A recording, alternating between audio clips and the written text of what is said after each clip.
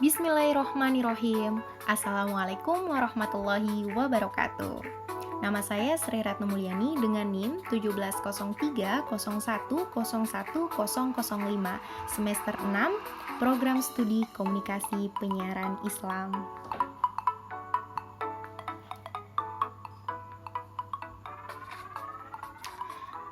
Di awal pembukaan presentasi ini, sedikitnya saya akan memberikan informasi bahwa beberapa tulisan yang bersifat teori yang saya kutip dari beberapa sumber, contohnya IPUSNAS.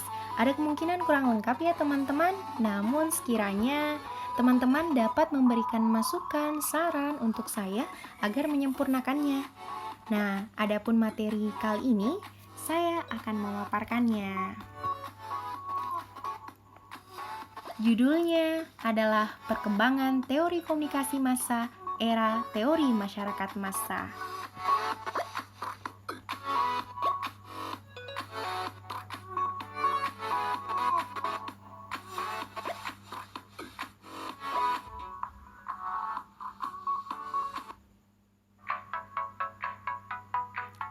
Teori Masyarakat Massa.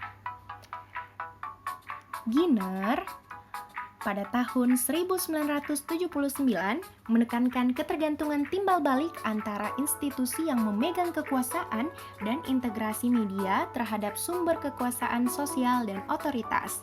Nah, teori ini memandang bahwa media memiliki kekuatan, memiliki power yang besar untuk membentuk persepsi kita tentang dunia sosial kita dan menggerakkan tindakan kita. Dan seringkali hal ini terjadi tanpa kita menyadarinya.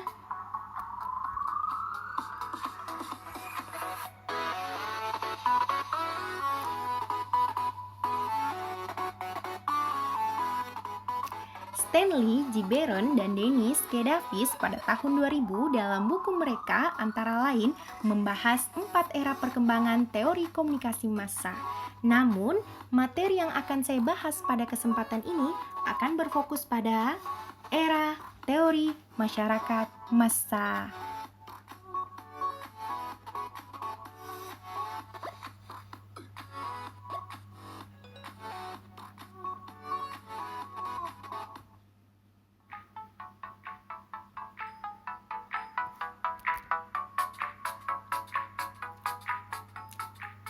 The Era of Mass Society Theory.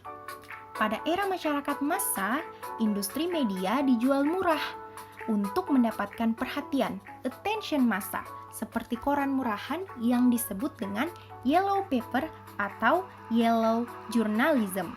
Karena harganya yang murah dan isinya pun murahan, sehingga media sering dianggap sebagai alat yang merendahkan selera masyarakat.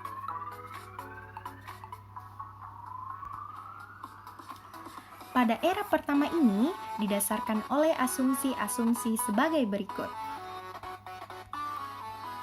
Yang pertama, media merupakan sebuah kekuatan buruk di masyarakat yang harus diperbaiki atau direstrukturasi secara total. Maksudnya, media memiliki kekuatan, memiliki power untuk menggerogoti nilai sosial dan norma, sehingga dapat merusak tatanan sosial. Media dikontrol oleh elit. Kedua, media mempunyai kekuatan untuk menjangkau dan memengaruhi secara langsung pikiran orang kebanyakan. Nah, media pada saat itu bisa memengaruhi pemikiran banyak orang secara langsung.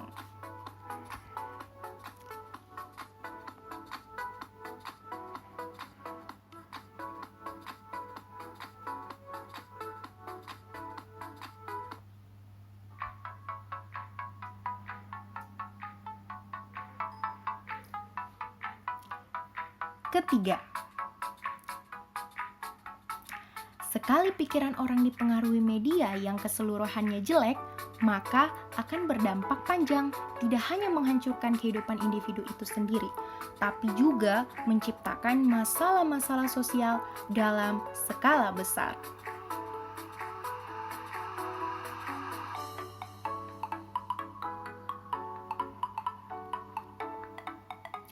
Contohnya, saat pemikiran telah ditransformasi oleh media, maka konsekuensi buruk jangka panjang bisa terjadi. Maksudnya itu apa? Contohnya adalah seperti madu. Madu itu kita ibaratkan sebagai informasi dari sekumpulan yang kemudian madu itu tercemari oleh sebuah racun. Bagaimana? Pasti madu itu tidak akan bagus, kan? Seperti itu pula maksud di nomor ketiga ini. Saat pemikiran telah ditransformasi oleh media, saat madu telah diberikan racun, maka konsekuensi buruk jangka panjang bisa terjadi. Seperti itu. Jadi, ketika madu tercemari oleh racun, maka itulah yang akan mendominasi. Keempat, orang kebanyakan rentan terhadap media karena mereka terlepas dan terisolasi dari institusi sosial tradisional yang sebelumnya melindungi mereka dan dari memanipulasi. Nah, maksudnya apa? Sebagian besar individu rentan terhadap media karena mereka terputus dari lembaga sosial tradisional.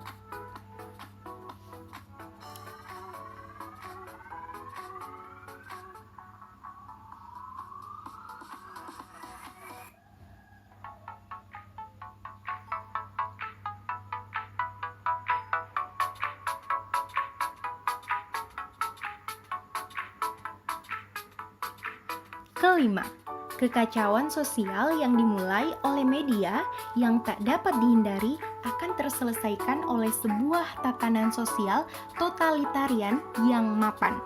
Maksudnya apa? Kerusakan ini akibat media dapat diperbaiki melalui tatanan yang totaliter, yang tersistematis, dan yang secara menyeluruh. Dan yang terakhir, media massa merendahkan bentuk-bentuk budaya dan membawa pada penurunan peradaban. Media massa merendahkan budaya yang tinggi, norma-norma sosial, dan menyebabkan penurunan peradaban.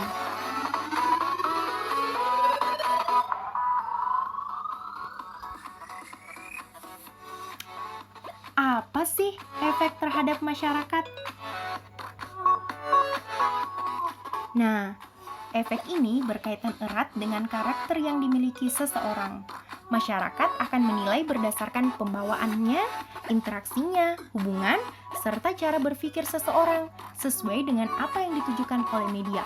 Media massa secara tidak langsung mengajak masyarakat untuk memberikan penilaian yang sama terhadap seseorang berdasarkan penilaian dari media massa itu.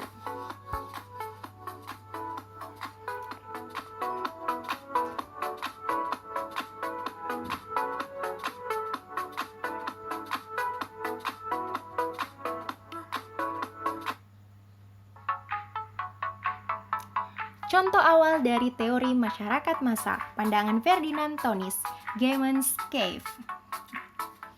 Ada gambaran tentang masyarakat tradisional, memiliki ikatan yang kuat, adat istiadat dan aturan yang kaku. Dan yang terakhir, memiliki hubungan personal yang didasarkan pada garis keturunan dan adanya kontak langsung. Gesell's Cave, gambaran tentang masyarakat modern. Orang terikat dalam institusi sosial yang lemah berdasarkan pilihan rasional ketimbang adat istiadat. Hubungan sosial menjadi lebih formal dan impersonal. Itu tadi pandangan daripada Ferdinand Tönnies. Contohnya, kemudian lagi pandangan dari Emil Durkheim. Ada solidaritas mekanik, gambaran dari masyarakat tradisional yang diibaratkan seperti sebuah mesin dengan fungsi yang sama dan tidak berkembang. Dan yang terakhir, ada solidaritas organik, gambaran dari masyarakat modern layaknya binatang ketimbang mesin. Baik teman-teman, sekarang kita sudah mengakhiri pemaparan materi dari saya. Terima kasih atas perhatiannya, thank you for attention, dan saya ucapkan jika ada yang mau menambahkan, mau bertanya atau apa, bisa di komen ya. Wassalamualaikum warahmatullahi wabarakatuh.